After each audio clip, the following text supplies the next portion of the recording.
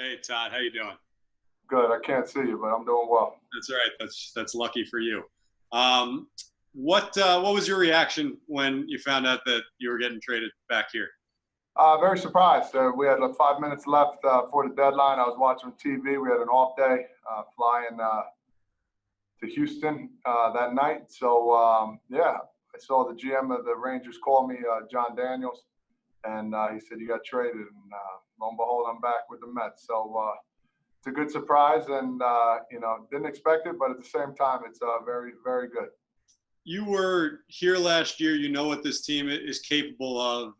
They're obviously in a bit of a rut right now, and part of the reason why they wanted to bring you back is to provide that type of energy, that type of jolt.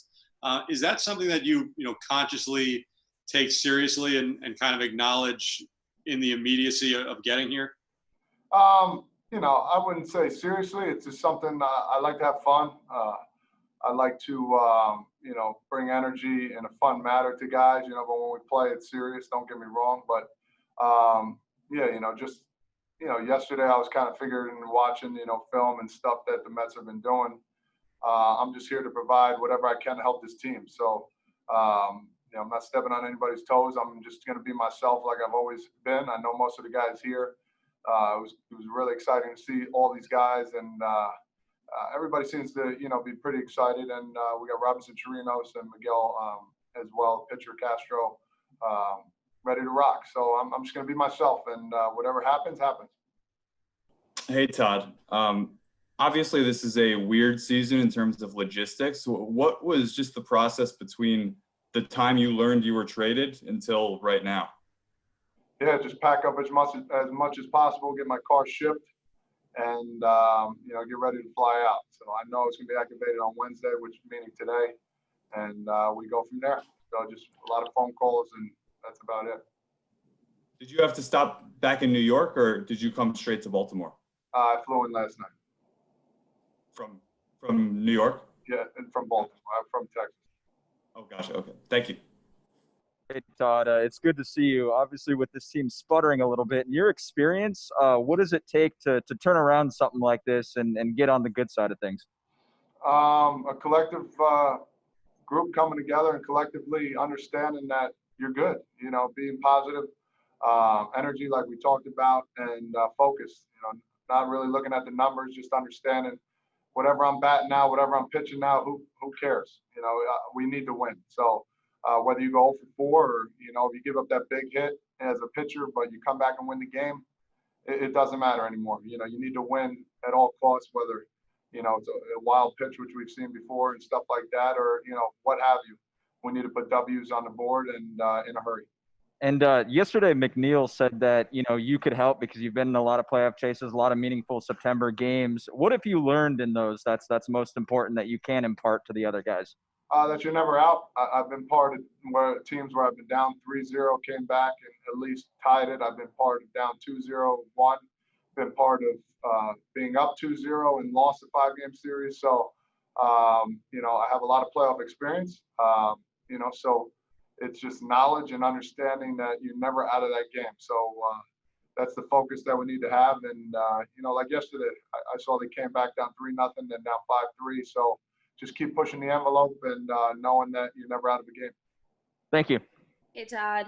So you called, joining the Mets again, a good surprise. What was that conversation like? Like, did Brody call you personally and tell you? And did he tell you about your playing time and what to kind of expect when you join the team? No, I mean, it was real brief. John Daniels called me and said I got traded. It was a 5-minute conversation pretty much. And then I talked to Brody right after and my agent. But business as usual, really. So, I mean, if it was a different team I was being traded to, I think it would be a bigger conversation. But we really didn't get into details. I told him I'm ready to go, whatever the team wants me to do. It is what it is. So I'll just be ready to play every game. If not, I'll be ready to come in and pitch hit. Do you expect most of your reps to come from third base? I have no clue. I played first, third, and DH. So whatever they're feeling. Thanks. Hey, Todd, when you got here today, who was the first Mets person to welcome you back in person? I saw Luis Rojas on the elevator walking down. So he was the first guy I saw. It was a breath of fresh air because I was happy that he's the manager, and we talked briefly, and that was it. Sure. And have you, obviously now you're going to be close to family, being in New York. Did you see them at all since camp started? And if not, what is it like now that you get to be near them, maybe live with them? I'm not really sure.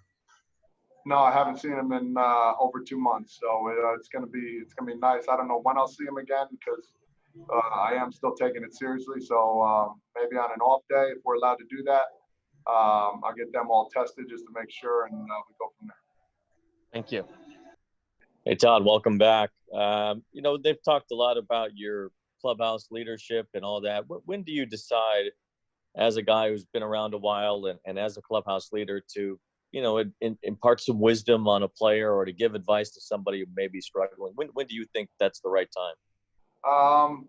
You never really know. I mean, most of the time, the best time to talk to guys are in the dugout, during a game, if they're not playing, or, if their situation arises, then you can bring up other stuff going on during the season. So I think it's a little harder now with the virus and stuff to talk to guys after games because you don't have much time to talk. You got to get on the bus for certain times. So during a game, during a certain situation, then you bring it up and, without, calling somebody out, bring them to the side. But hey, man, what's your mindset? What we got going on here? And what have you. So we'll see how it goes. But yeah, we'll have some conversation.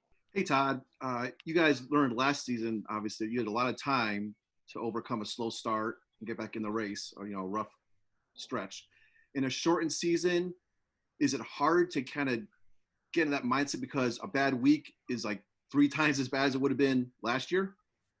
Yeah, I was with the Rangers. We went on a 9-game losing streak, so basically felt like the end of the world. So it's just one of those things where you got to focus on winning. Like I said before, if you're not winning this year, it's very tough.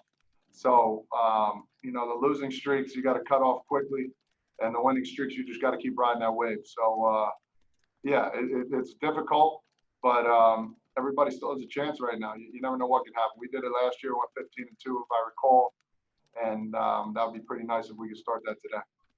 Hey, Todd, I was just wondering, was there any talk with Brody after last season about maybe coming back here, or was it just a given because they had, so many guys under club control that there wasn't a fit here? The answer to that is no.